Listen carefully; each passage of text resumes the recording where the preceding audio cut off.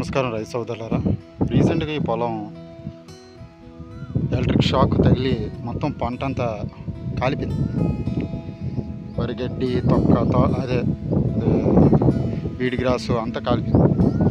Even ఇక్కడ వేసే మొక్కలు జీలుగ వేసాం ఈ మడకలోని, మొత్తం కాలిపోయింది.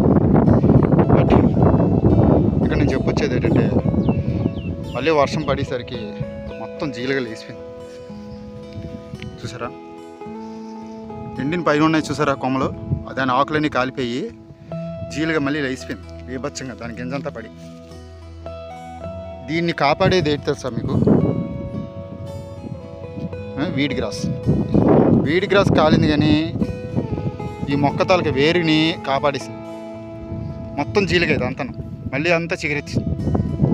సో నేను చెప్పొచ్చేది ఏంటంటే, ఈ వీడియోలో మంట వచ్చినా సరే, మంట కాలినా సరే, మళ్ళీ ముళ్ళ చెట్లు ఇవన్నీ వీడి గ్రాసులు ఇవన్నీ ఎలా బతుకుతున్నాయో ఇవి కూడా బతికేస్తుంది అన్నమాట.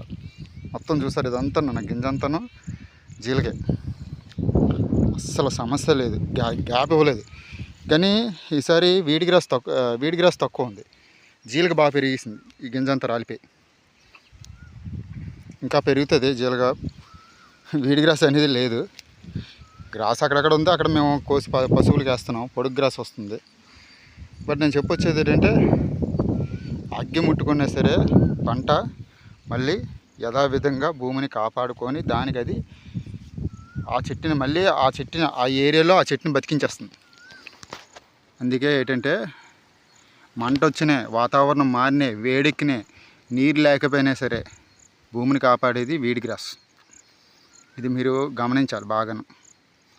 నేను ఫస్ట్ టైం గమనించాను అనమాట ఈ వీడి గ్రాస్ ఈ మొక్కల్ని కాపాడడం. ఈవెన్ నా దగ్గర మామిడి చెట్లు కూడా అక్కడక్కడ వేసాను, కాలిపోయి, ముల్లం చెట్లు కూడా కాలిపోయి మళ్ళీ అన్ని చిగుళ్ళు వచ్చేస్తున్నాయి. అంటే ఆ వేరు తాలూకుని దాన్ని ఇచ్చేయట్లేదు అన్నమాట, ఆ వీడి గ్రాసే కాపాడుతుంది. వీడి గ్రాస్ ఎండిపోయింది, మంట ఎలక్ట్రిక్ షాక్ ద్వారా అయిపోయింది. నెక్స్ట్ టైం జాగ్రత్త పడతాం. మంటలన్నీ వస్తూనే ఉంటాయి పొలాల్లో, అంటే అది కామన్. బట్ మళ్ళీ చెట్టు నేను గింజ కొనలేదు, ఈ గింజ మళ్ళీ లేచిపోయింది చూసారా. అదే నాకు చాలా ఆశ్చర్యం వేసింది. మొత్తం జీలిగే, అంటే భూమి సారం పెరిగింది, భూమిని అది ఆ వీడి గ్రాస్ మొక్కని కాపాడుతుంది. మళ్ళీ ఇంకా నెక్స్ట్ టైం నుంచి కాపాడేస్తుంది, ఎంత ఎండ అయినా సరే కాపాడేస్తుంది. ఏ ఎలినో కాదు ఏది నన్ను ఇచ్చేయలేదు ఈ మొక్కల్ని ఈ ఏరియాలో మట్టు. ఇది అంత బాగా ఇచ్చేసింది. ఇది ఫస్ట్ టైము, మీరు కూడా ఇంప్లిమెంట్ చేయండి. మీకు కావాలంటే సలహాలు ఇస్తాను, దీని ప్రాసెస్ ఎలా జరిగిందండి. నేనే ఆశ్చర్యపోతున్నాను. నెక్స్ట్ వీడియోలో కలుద్దాం.